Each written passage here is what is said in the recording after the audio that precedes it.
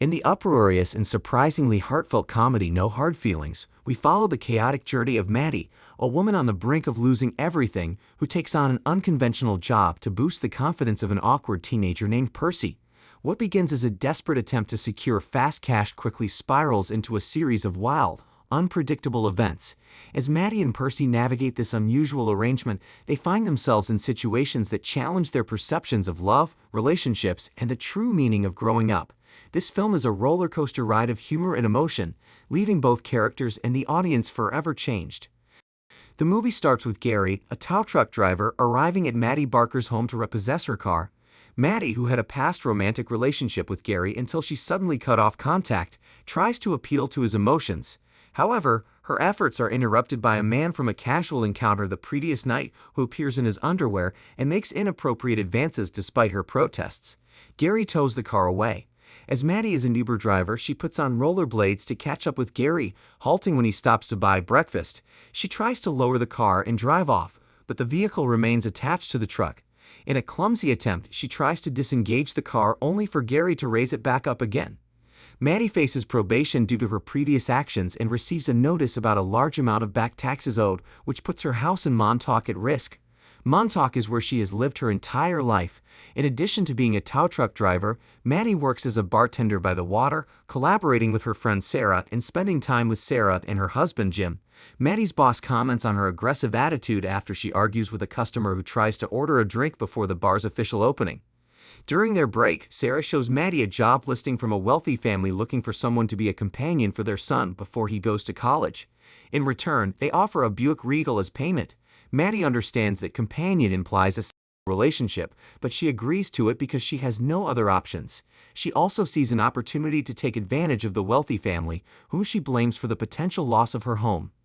Maddie arrives at the Becker family's residence and meets the parents, Laird and Allison. They discuss their son Percy, who is socially awkward and introverted, spending most of his time playing video games. Although initially seeking someone closer to Percy's age, Maddie convinces them that she is the right fit for the job. However, Laird and Allison emphasize that Percy must not know about their arrangement. They direct Maddie to find Percy at the dog shelter where he works. Wearing a fitted dress, Maddie tries to charm him, pretending to be interested in adopting a dog. Percy introduces her to Milo, a former police dog with a history of cocaine addiction. Percy feels uneasy due to Maddie's assertiveness, leading him to contemplate leaving early. However, Maddie suggests driving him home in Jim's van. Upon reaching her house, Percy reacts by spraying mace at her, which causes her discomfort. Maddie then explains that she was attracted to him, prompting Percy to request a real date. Maddie accepts his proposal. Afterward, Maddie returns Jim's van and describes Percy as unattractive when recounting the events to Jim and Sarah. Maddie then takes Percy to a bar where she knows someone on the waitstaff and orders a Long Island iced tea for him, even though he doesn't enjoy the drink. Another person, Travis, arrives, revealing that he once had a romantic relationship with Maddie. Showing his wedding ring, he claims that Maddie ending their relationship was a good thing and warns Percy not to get too attached to her. Later, Maddie joins Percy at the shoreline for a session of skinny dipping. Although Percy hesitates, Maddie persuades him to join in. Shortly after, three intoxicated teenagers arrive and make off with their clothes, which contain their wallets, cell phones, and keys. As a result, Maddie emerges from the water completely naked and confronts the teenagers to recover their belongings. After a struggle, she successfully retrieves their possessions. After returning to the water, Percy comments on Maddie's behavior, suggesting that something is wrong. This makes Maddie consider leaving, but Percy, still unclothed, insists on getting his phone back. In response, he climbs onto the hood of Maddie's car. Unfazed, Maddie speeds up, leading to a daring ride with Percy hanging onto the hood. The police spot them and begin a pursuit. Worried about the impact on her driver's license, Maddie accelerates and skillfully crosses a railroad track just ahead of an oncoming train, causing the police to lose sight of them. In a renewed attempt to attract Percy, Maddie brings him to her home, where she tries to seduce him with a provocative dance, encouraging him to join in. However, her plans change when she spots a rash on his back, which she attributes to his anxiety. He starts to open up about his past, sharing how his friends teased him for sleeping in his parents' bedroom and fabricating stories about having sex with them, leading to his reluctance to socialize. As Maddie applies lotion to his back, she shares an awkward memory of her own with Percy. Maddie is visited by her former classmate Do Khan, now a realtor, who expresses interest in selling her house at its full value. Maddie declines his offer, determined to keep trying to save the house. Percy then invites Maddie on a real date, which she gladly accepts. They have a fun time at an arcade, winning prizes until they are asked to leave after Maddie playfully teases another child. They later visit the lighthouse, where Percy works up the nerve to ask Maddie for a kiss. Despite his slight awkwardness, Maddie agrees and they share the moment together. During their conversation, Maddie confides that she has never left Montauk and has continued living in her family home with her mother. She explains that her father provided them with the house and some money to ensure they wouldn't interfere with his new family. Later, they visit Jody, Percy's former male nanny. Jody senses something unusual about Maddie, but she playfully teases him about the oddity of a grown man working as a nanny for a teenage boy. Later on, Maddie and Percy go to an upscale restaurant, creating their own version of a prom date to make up for missing their respective proms, and they discover Percy's talent for playing the piano. During their conversation, Maddie encourages Percy to showcase his talent. With newfound confidence, he takes the stage and performs the song Maneater. The entire restaurant becomes their audience, and his performance draws cheers and applause. Maddie, equally surprised, finds herself impressed. A fellow student named Natalie approaches Percy, complimenting his performance and sharing that she plans to attend Princeton in the fall.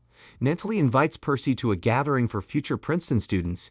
In response, Maddie tries to dissuade him from attending, expressing concerns that he might become romantically involved with Natalie or another young woman.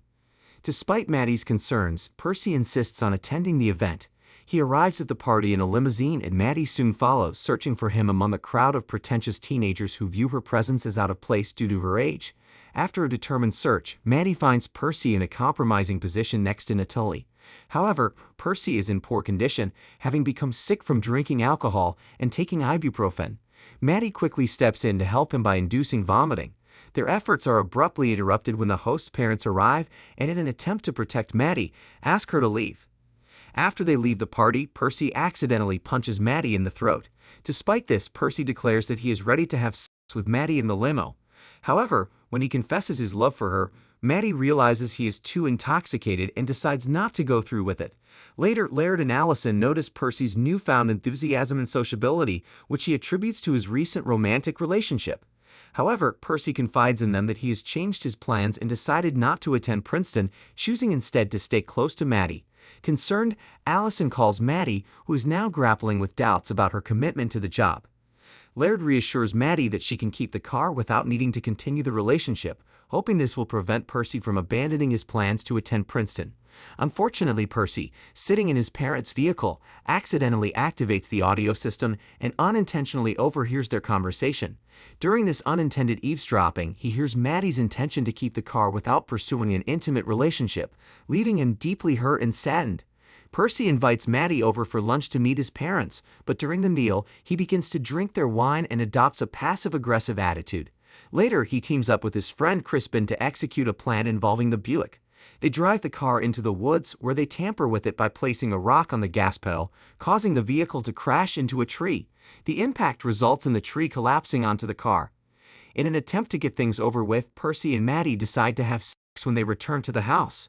However, before he can even fully engage, Percy prematurely ejaculates on her thigh. Frustrated, he claims that he is now enlightened and no longer wishes to see Maddie, predicting that she will end up spending the rest of her life in Montauk. Later on, Gary delivers the battered Buick to Maddie, as her name is listed on the paperwork. As a result, she is forced to continue her Uber duties using the now damaged vehicle. While Percy isolates himself in his room, absorbed in video games and ignoring Maddie's texts and calls, Maddie eventually gathers enough money to repair her car and pay off her taxes. She joins Jim and Sarah in a celebratory moment, but their joy is short-lived when Jim and Sarah announce their plans to move to Florida due to their upcoming baby's arrival. Overwhelmed with disappointment, Maddie realizes she is facing a future of solitude. Accepting this, she contacts Joe and decides to take him up on his offer to help sell her house. Maddie transfers ownership to Jim and Sarah so they can have a home to raise their child, while she begins preparing for her own move to California.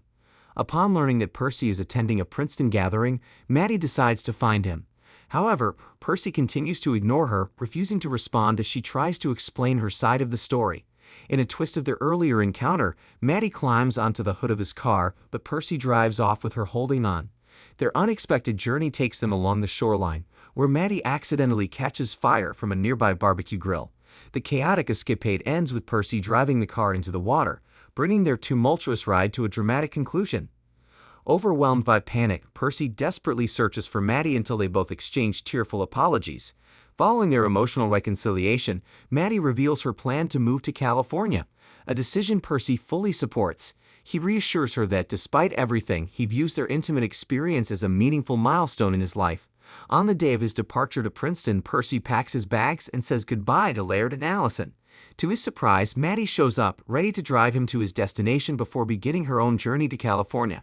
As a final surprise, Maddie introduces Milo, a new addition to her life, leaving Percy astonished. The film concludes on this heartwarming note. Thank you for watching.